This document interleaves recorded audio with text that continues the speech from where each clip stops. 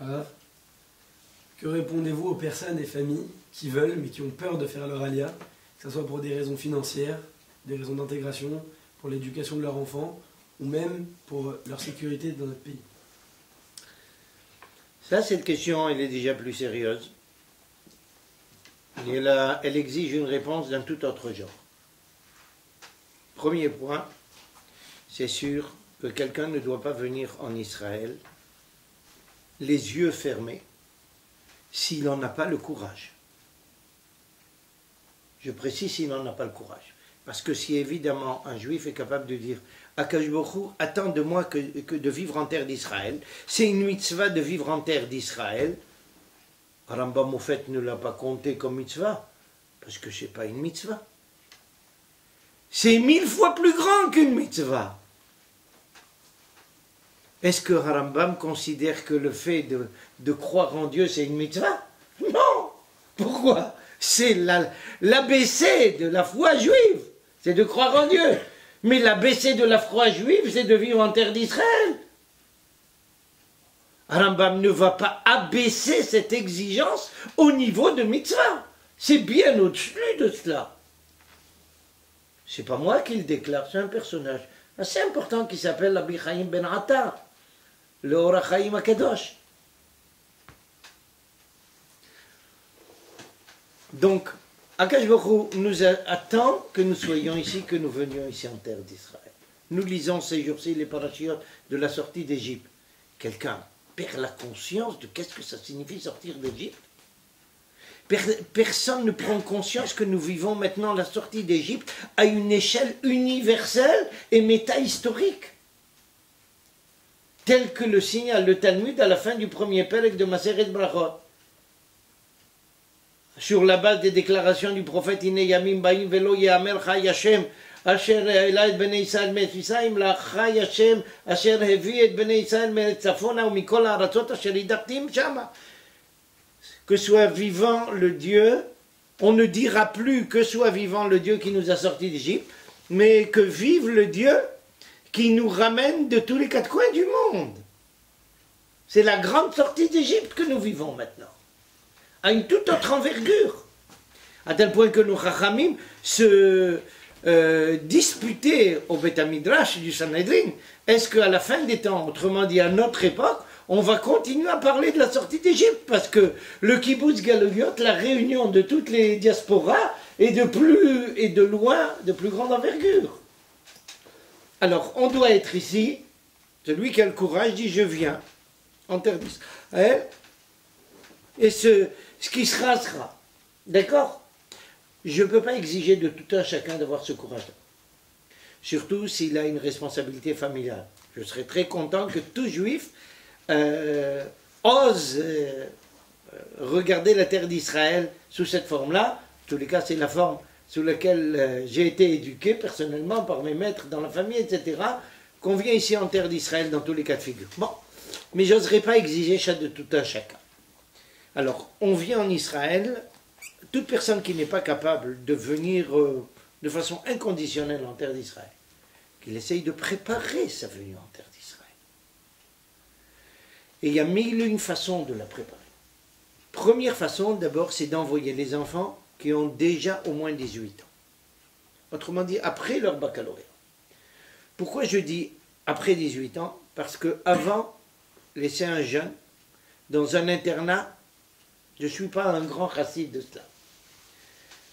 Je ne sais pas quelles vont être les influences, etc. Le meilleur internat du monde ne peut pas remplacer des parents. Mais après 18 ans, on rentre à l'université, on acquiert une certaine autonomie, que ce soit en Israël ou ailleurs. Donc dans tous les cas de figure, le jeune sort déjà de la maison. Il va en maison d'étudiants, ou il va peu importe. Alors si déjà il va en maison d'étudiants, au lieu d'aller à Jussieu et j'en passe des meilleurs, il peut venir à Jérusalem, Tel Aviv, Haïfa et j'en passe. D'accord? Ce sera pas pire. Sûrement pas pire. De surcroît, il aura droit à une bourse, on lui paye les études pendant 3 ans, etc. Ça, c'est déjà une première étape. Deuxième étape, essayez, pour les personnes qui, le peuvent et qui ont des affaires, par exemple, à poser des jalons. Essayez de poser des jalons ici en terre d'Israël et de voir comment ils essayent tout doucement de transposer leurs activités en France en activités en Israël. Ceux qui ont comment dire ça, des métiers comme ingénieur, médecin ou autre, un médecin, un dentiste, je ne vois pas quel est son problème. Sauf si on lui met des bâtons dans les roues pour reconnaître son diplôme, mais c'est en cours de réparation cette problématique. Donc quelqu'un qui a des professions, qui a une profession libérale, c'est beaucoup plus facile pour lui. Un ingénieur, Baruch Hashem, il y a des tas d'industries high-tech qui recherchent des ingénieurs dans tous les domaines. Il faut qu'ils s'adressent ici à ces industries et il faut qu'ils s'adressent aussi à des juifs qui sont capables de les aider. Dans la communauté ici, qui est ici à Haïfa, il y a des tas d'élèves à nous qui, en permanence, sont prêts à aider toute personne qui posera la candidature à rechercher un poste. Vous dire qu'ils pourront toujours garantir, ça aurait été trop beau, mais dans beaucoup de cas, ils ont réussi à aider. Pourquoi ne pas s'adresser à nous? On va essayer d'aider. Et s'adresser à Tel Aviv, à des Juifs qui sont là depuis longtemps, que ce soit des Français d'origine ou des Israéliens, on peut trouver des tas d'adresses, des tas de personnes qui se feront une joie et un plaisir de les aider. Sans passer par des organismes comme Sornout ou autres, où j'en passe et des meilleurs, directement. On aura toujours un meilleur contact. D'accord? Troisième point. Malgré toutes les appréhensions, toutes les difficultés, il faut qu'un juif sache faire le bon poids et mesure dans un cas pareil. D'un côté, il a sa parnassa. D'un autre côté, il y a sa sécurité. Il ne peut plus aller au hypercachère tranquillement. J'ai besoin de vous dire que quelqu'un qui rentre au hypercachère tous les vendredis maintenant doit sûrement tourner sa tête de tous les côtés, voir qu'est-ce qui se passe. C'est une vie pour un juif. On se retrouve au Moyen-Âge.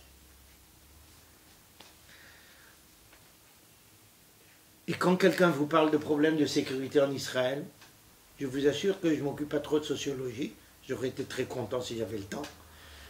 Mais si j'étais sociologue, j'irais faire tout de suite une enquête. Combien il y a de juifs qui tombent dans les accidents de voiture en France ou ailleurs, et combien tombent en première ligne ici? J'ose, comment dire ça, les hamers, parier qu'il y a plus de juifs atteints dans les accidents de voiture en France qu'en première ligne en Israël. Il y a des attentats, il y a partout des attentats maintenant. Il n'y a pas eu des attentats en France toutes les dernières années. De quoi il parle de sécurité? Permettez-moi de vous raconter une histoire que je connais personnellement. Il y a de cela à peu près 4-5 ans. Il y a une famille à qui on s'est adressé afin qu'elle envoie sa fille ici en Israël, après le baccalauréat évidemment. Et elle nous a répondu non, parce qu'ils ont des craintes quant à la sécurité. C'était une période un peu difficile en Israël, indéniablement.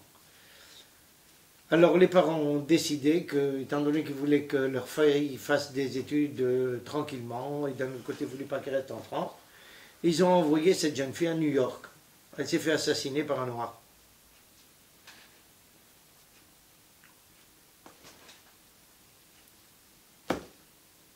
Alors où est la sécurité?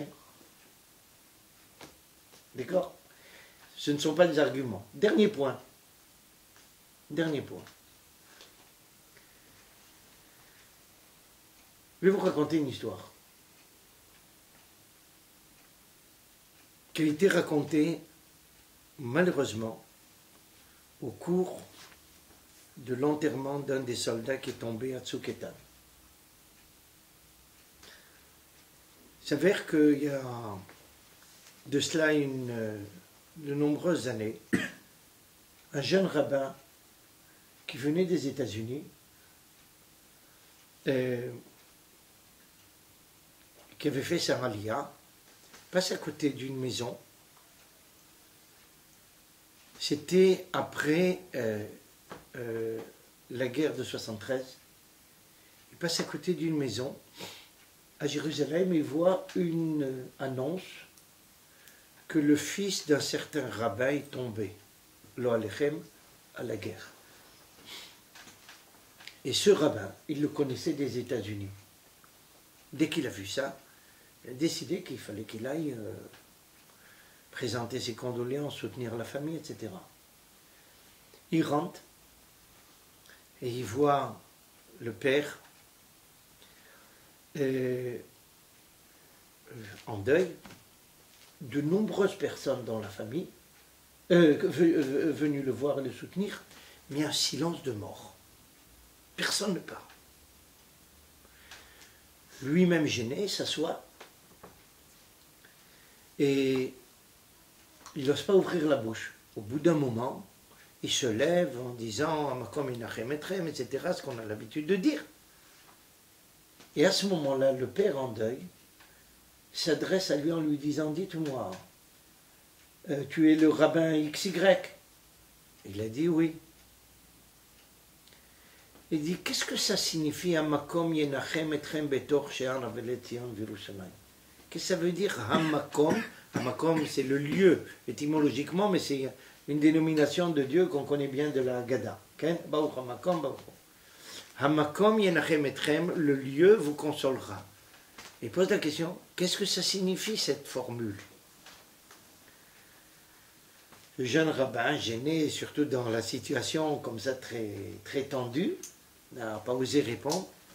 Et avant qu'il ouvre la bouche, il lui dit, moi je vais t'expliquer. Il dit, pendant la Deuxième Guerre, avant la Deuxième Guerre, j'étais marié. J'avais 5 enfants. J'ai été emmené dans les camps, ma femme avec mes 5 enfants. Ma femme et mes 5 enfants ont été massacrés. Je suis sorti le seul survivant de la maison. Je suis parti vers les États-Unis. J'ai reconstitué ma vie. Et j'ai eu 2 garçons, avec une deuxième épouse. Le premier garçon est tombé en 67. Maintenant, c'est le deuxième.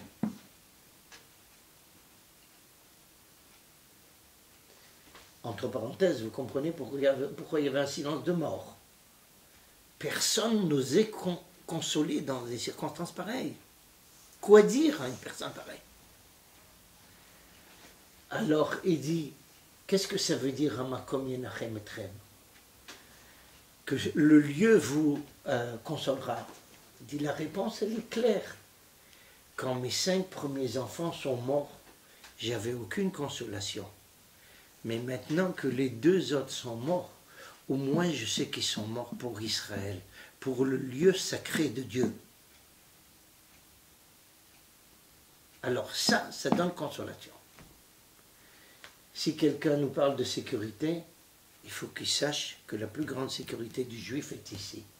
Il y a des gens qui payent, tout le peuple paye une note difficile, mais ils la payent au moins pour des valeurs, pour la pérennité du peuple juif, pour le fait que nous soyons ici les propriétaires de cette terre, que nous puissions préparer l'avenir de tout le peuple juif ici. Malheureusement, il y a quelquefois un prix à payer. Mais au moins ce prix a un sens. Les Juifs massacrés en France, aucun sens.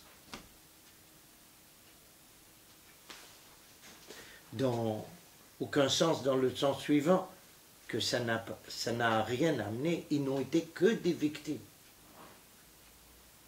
Ici, quand il y a eu une victime, c'est parce qu'elle a sacrifié sa vie pour sauver le peuple et l'État.